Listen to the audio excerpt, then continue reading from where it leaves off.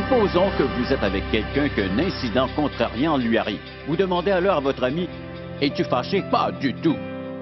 Moi, je ne connais pas de confession de colère plus claire. Je ne suis pas fâché du tout et ne m'embête pas.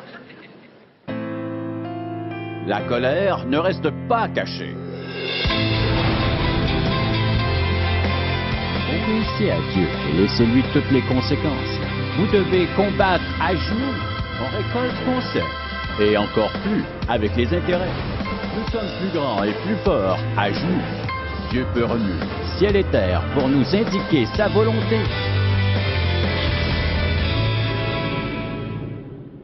Vous mettez-vous en colère? Ou bien, sentez-vous une colère en vous à cause d'une expérience désagréable, qu'elle soit passée ou encore présente? Vous a-t-on insulté? Vous a-t-on blessé? Vous a-t-on enlevé quelque chose de précieux? On trouve aujourd'hui beaucoup de personnes en colère. Elles ne se rendent même pas compte qu'elles le sont. Elles savent seulement que quelque chose ne va pas au-dedans. Mais plusieurs personnes savent qu'elles sont fâchées. Elles entretiennent cette colère et elles la nourrissent. Et alors elle se perpétue de jour en jour. Plusieurs mariages ont fait naufrage à cause de la colère. Des gens ont perdu leurs enfants. D'autres ont perdu leur emploi ou leur santé à cause de la colère. Or, la colère est une chose dangereuse. La colère, en elle-même, n'est pas mauvaise. Elle n'est pas un péché. On trouve des bonnes et des mauvaises colères. Le problème est que la plupart des gens connaissent beaucoup mieux la mauvaise colère que la bonne. Mais la question se pose, êtes-vous quelqu'un d'irritable? Présentez-vous des symptômes de colère? Je parle ici bien sûr d'une colère chronique ou soutenue, car nous nous sommes tous mis en colère à un moment ou un autre de notre vie. Et la Bible nous enseigne clairement comment réagir face à cette colère. Et pour cette raison, ce message s'intitule « Êtes-vous en colère ?» J'aimerais aujourd'hui vous faire découvrir les symptômes de cette colère. Présentez-vous des signes de colère et si c'est le cas, contre qui êtes-vous en colère? Contre quoi êtes-vous en colère? Comment cela vous affecte? Et au prochain message, j'enseignerai comment cette colère chronique peut affecter une personne mentalement, spirituellement, physiquement, psychologiquement, car elle produira un terrible effet s'il s'agit d'une colère qui n'est pas maîtrisée, ni dirigée, d'une mauvaise colère, et non d'une bonne colère, car par contre, une bonne colère produit de bons effets. Elle vous énergise pour faire la bonne chose au bon moment, de la bonne manière, devant une situation ou circonstance de vie. Or, la Bible ne nous dit pas de ne pas nous mettre en colère. Toutefois, elle impose une limite précise à cette colère. Donc, veuillez ouvrir votre Bible avec moi au 4e chapitre d'Éphésiens. J'attire particulièrement votre attention sur le 26e verset et le 27e verset. Si vous vous mettez en colère, ne péchez point, que le soleil ne se couche pas sur votre colère et ne donnez pas accès au diable.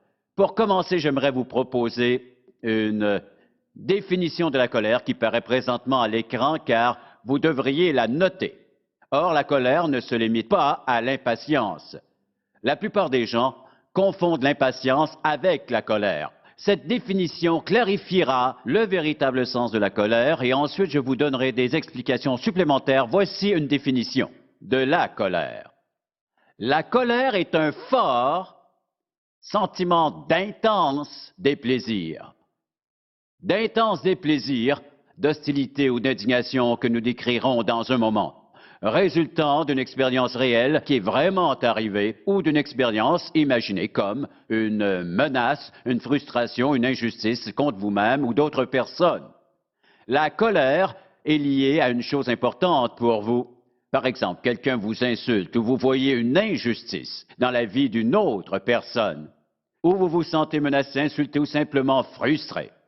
Elle est donc un fort sentiment d'intense déplaisir, d'hostilité ou d'indignation résultant d'une expérience réelle ou imaginée, menace, frustration ou injustice contre vous ou autrui, et elle concerne un sujet important pour vous. Et maintenant, prenons cette courte définition et allons un peu plus loin, car je veux vous faire remarquer 3 aspects, dont le premier est le suivant.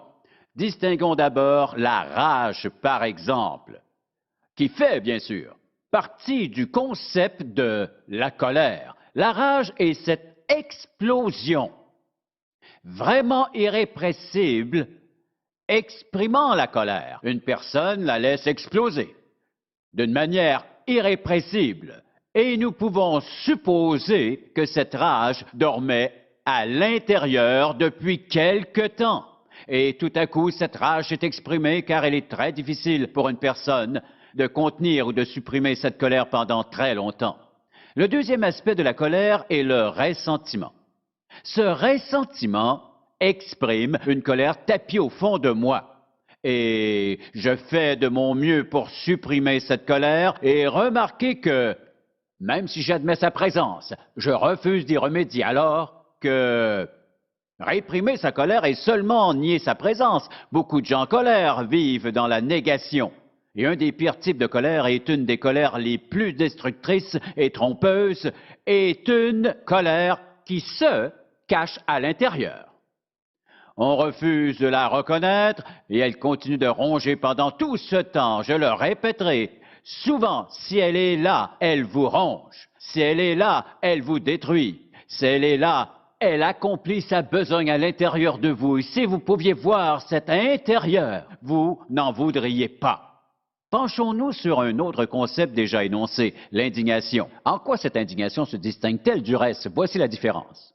L'indignation dit « Je suis en colère à cause d'une injustice qui fait souffrir une autre personne ou une situation semblable. » Par exemple, tous les enfants de Dieu devraient s'indigner devant l'avortement, mais ils ne semblent pas l'être, même si la Bible enseigne que tuer un innocent est un péché.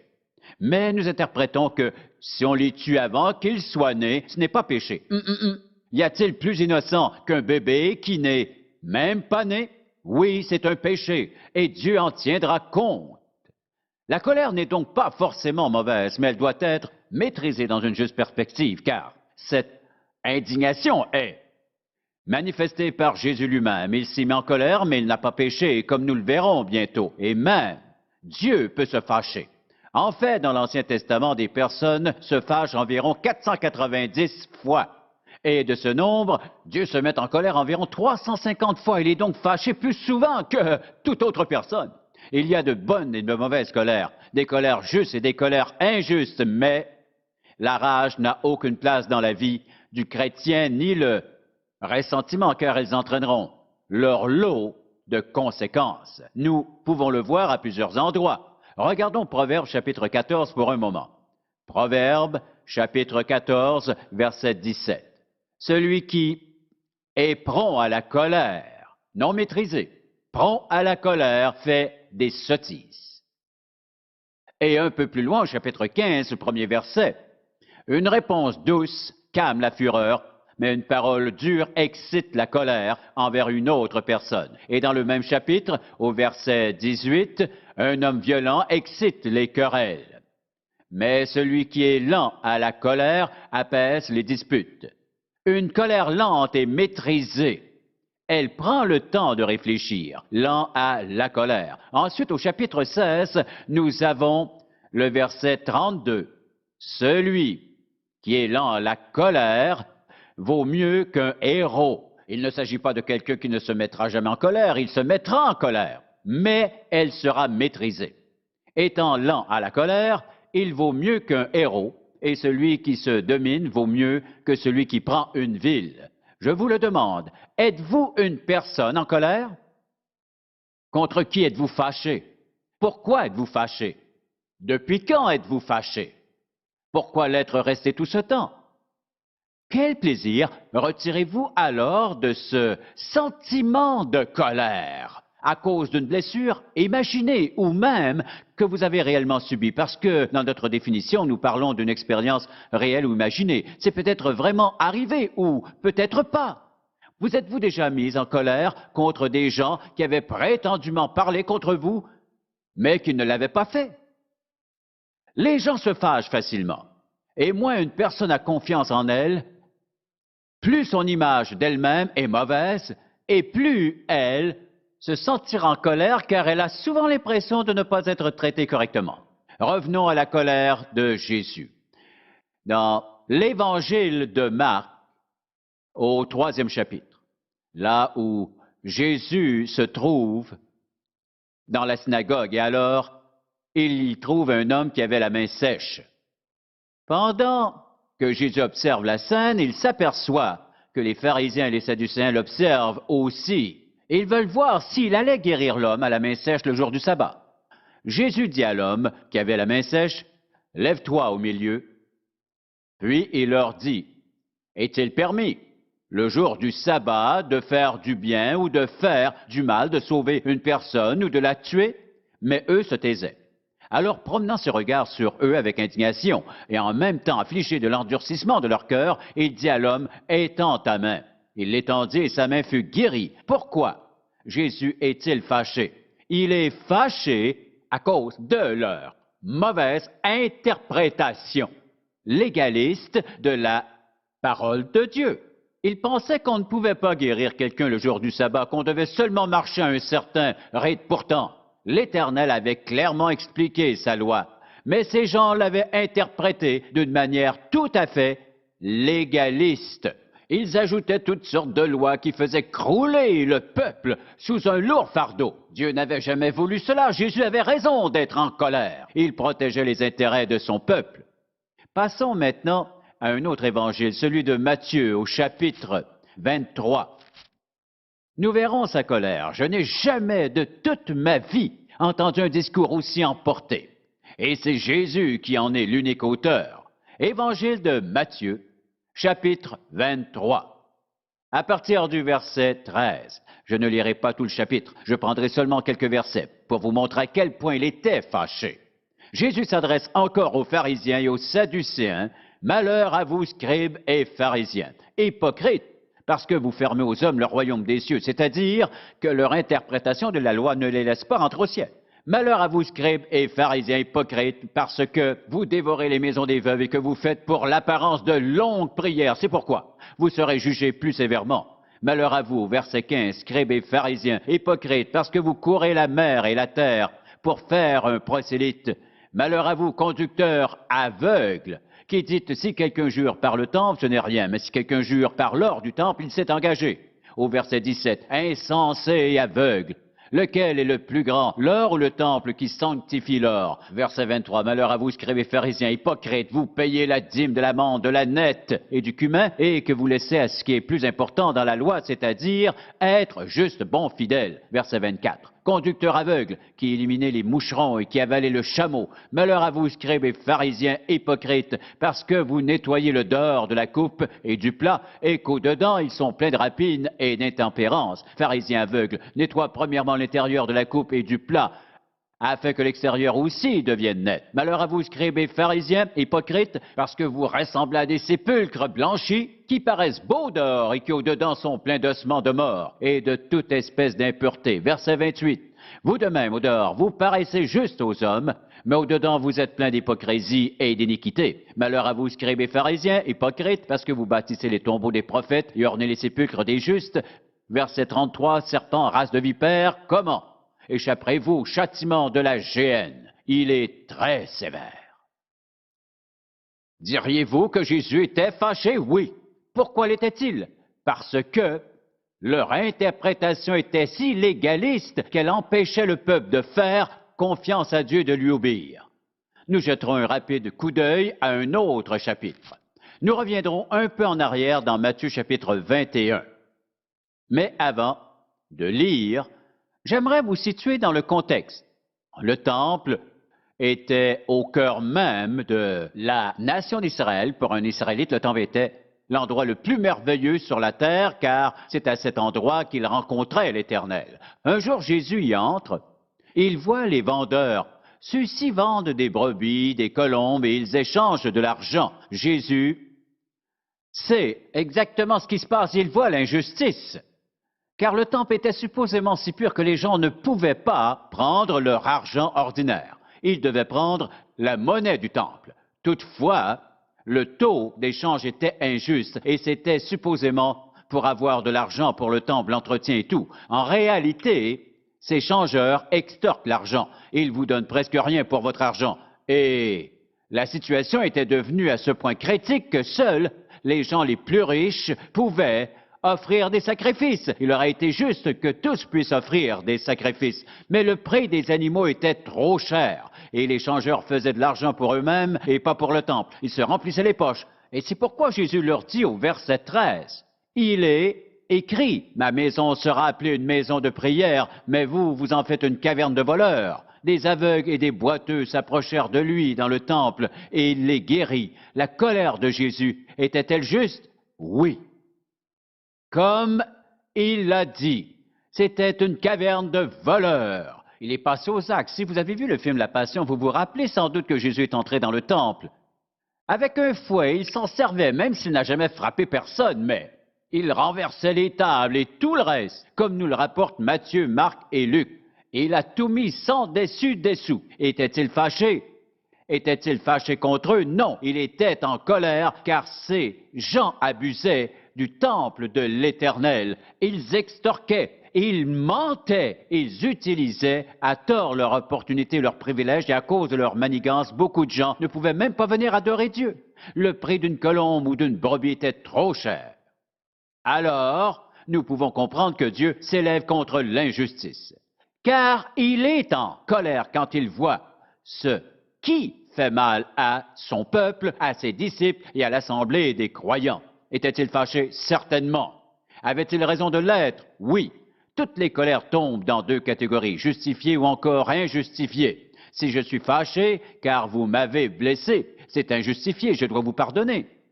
Si vous êtes en colère car vous voyez quelqu'un faire du mal à une autre personne, on abuse d'elle, c'est une colère justifiée. Il existe deux types. Ce sont une colère justifiée et une colère injustifiée. Bien sûr, en regardant la vie de Jésus, naturellement, on voit seulement une colère justifiée qui a un but. Maintenant, la mauvaise colère, nous savons tous que Caïn a tué son frère. Pourquoi? À cause de sa jalousie. Saül voulait tuer David parce qu'il était jaloux. Jonas boudait à l'ombre de la plante car il voulait faire à sa tête. Et nous pourrions continuer. Prenons Pierre par exemple. Dans sa colère, Pierre était prêt à tuer, risquer sa vie et à être tué par dévotion et par amour pour Jésus-Christ.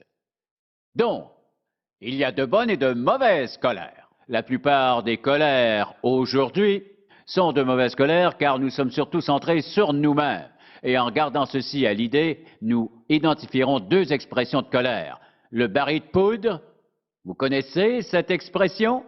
La mèche s'allume et boum, une grosse explosion, le couvercle a sauté et votre rage se répand dans toute la place. Pendant ce temps, votre époux, votre épouse se demande qu'est-ce qui lui prend? Ça couvait depuis longtemps, ça a explosé. Est-ce une mauvaise colère? C'est sûrement une mauvaise colère, mais il y a encore pire. La colère cocotte. Elle fonctionne comme une cocotte. Vous la remplissez de viande et de légumes et elle mijote. Elle bouille, elle mijote et elle bouille encore. Elle commence à brûler. Ensuite, si rien n'est fait, elle pourrait se transformer en baril de poudre et exploser. Beaucoup de gens peuvent mijoter pendant longtemps. Supposons que la colère est supprimée. On peut penser que dans un tel cas, pas de problème, je me maîtrise très bien. Ça finira par sauter tôt ou tard. Si vous la réprimez, vous niez son existence. Oh, ça me dérange pas, ça me laisse tout à fait indifférent. Deux personnes ne peuvent pas vivre ensemble quand l'un des deux ou les deux sont en colère. Si un seul est en colère, ça finira par sauter. Parce qu'il est impossible de cacher sa colère très longtemps. Certaines personnes peuvent se permettre de petites explosions qui ne feront pas trop de dommages, mais une personne en colère, qui porte une colère dans son cœur, s'empoisonne quotidiennement. Pensez au motif de colère. La colère à propos des finances, des relations personnelles, des enfants envers leurs parents et envers le père. Et quand quelqu'un meurt, la famille se désintègre. Comme une dame me racontait cette semaine, lorsque la mère est morte, ça s'est mis à gronder. Argent, ça, l'argent est devenu très important. Ils ont commencé à se disputer pour savoir qui allait avoir quoi. Ils se sont même disputés pour savoir qui allait hériter de la Bible. Vous savez, certaines personnes se mettent facilement en colère. Elles ont la mèche très courte. Cela peut totalement détruire la vie d'une personne. On ne peut pas demeurer en colère sans en payer le prix. J'aimerais maintenant vous faire passer un petit test à 5 questions. pour vérifier si vous êtes en colère. Répondez oui ou non. Pas voix haute, bien sûr. Est-ce une colère dirigée vers une personne? Si vous pensez être vraiment en colère, est-ce une colère dirigée contre une autre personne? Si oui, pensez-vous l'identifier? Vous pensez être fâché contre plusieurs personnes? Non, non, non, non. Y a-t-il surtout une personne contre qui vous êtes fâché? Maintenant, la deuxième question. Votre colère est-elle sans cause justifiable? Si oui, qu'est-ce qui, dans cette personne ou cette situation, cette circonstance, vous a mis en colère? C'est-à-dire, s'il n'y a aucune cause justifiable, pensez-y. Troisièmement, cette colère cherche-t-elle vengeance? Ces types m'ont fait cela aujourd'hui, mais attendez à demain, je reviendrai leur régler leur compte pour de bon. C'est de la vengeance. Oh, bien sûr, vous êtes beaucoup trop sophistiqué pour ça. Vous pensez seulement, ces gaillards m'ont fait cela, mais je leur réserve une surprise. C'est aussi de la vengeance. Ensuite, notre prochaine question est, chérissez-vous votre colère et comment donc peut-on chérir sa colère comme ceci? Quand une personne se met en colère et qu'elle y tient obstinément, parce qu'elle aime être en colère et elle ne veut pas lâcher. Laissez-moi vous parler de cet ami qui est psychologue. L'autre jour, il me parlait de cette dame et elle l'avait consulté pendant très longtemps, mais il ne progressait pas et il était un peu découragé. Cependant, à sa dernière session avec elle, elle s'est mise à parler de son esprit d'amertume envers une personne et quand elle eut terminé, il lui a conseillé de lâcher prise, mais en attendant cela, elle a levé les 2 poings et a dit « Je ne peux pas lâcher prise, je ne peux pas lâcher prise, car si je lâchais prise, je n'aurais plus rien du tout. » Elle s'était rendue captive de son intense colère, car en lâchant prise, elle aurait eu l'impression de ne plus avoir rien d'autre dans la vie. Chérir sa colère, je la tiens et je m'y agrippe jusqu'à la mort, n'est-ce pas triste? Donc, est-ce une colère avec un esprit d'amertume? S'est-il passé quelque chose dans votre vie, dans votre passé, que vous ne pouvez laisser aller? C'est trop pour vous. Vous y pensez, vous ne pouvez lâcher prise, mais vous le pouvez avec l'aide de Dieu. Et lors du prochain message, nous verrons comment gérer cette rancune tenace. Revoyons maintenant ces questions à l'écran. Cette colère est-elle dirigée contre une personne, sans aucune cause justifiable? Elle cherche vengeance, on la chérit et on a de la rancune tenace. Une bonne ou mauvaise colère? Mauvaise colère! Et c'est le genre de colère qui peut détruire. Elle peut détruire beaucoup de choses, détruire des mariages, détruire les relations des pères et des mères avec leurs enfants, détruire des relations au travail, faire perdre de nombreux emplois. En fait, je parlais avec un homme cette semaine et il me parlait d'un employé, un très bon travailleur. Et là, son attitude était absolument insupportable. Et il ne pouvait malheureusement pas le garder, car son attitude affectait tout le monde. Et comme la Bible le dit, n'ayez pas de relation avec une personne prompte à la colère, car une personne prompte à la colère est maîtrisée par cette colère. Elle peut être cachée, réprimée, mais elle est là et vous le savez. Supposons que vous êtes avec quelqu'un et qu'un incident contrariant lui arrive. Vous demandez alors à votre ami, « Es-tu fâché? » Pas du tout! Moi, je ne connais pas de confession de colère plus claire. Je ne suis pas fâché et ne m'embête pas. La colère ne se cache pas longtemps. Elle sortira. Nous devons donc la ramener à la surface pour s'en débarrasser. Rappelez-vous l'exemple de Jésus. Il s'indignait contre les pharisiens, les sadducéens et les voleurs qui étaient dans le temple à cause de leurs gestes. Mais ensuite, on le trouve là-bas sur la croix, cloué à la croix. Il souffre vraiment horriblement. Que dit-il alors? Père, pardonne-leur, car ils ne savent ce qu'ils font. S'il peut pardonner, nous le pouvons aussi, car aucun autre pardon n'est son égal. Amen. Père, nous sommes reconnaissants de cette immense démonstration de vraie de sincère pardon que Jésus ait pu vivre ces 3 dernières années, avec tant de colère dirigée contre lui. Et il pouvait encore dire, Père, pardonne-leur, car ils ne savent ce qu'ils font. Je prie pour chaque personne qui écoute.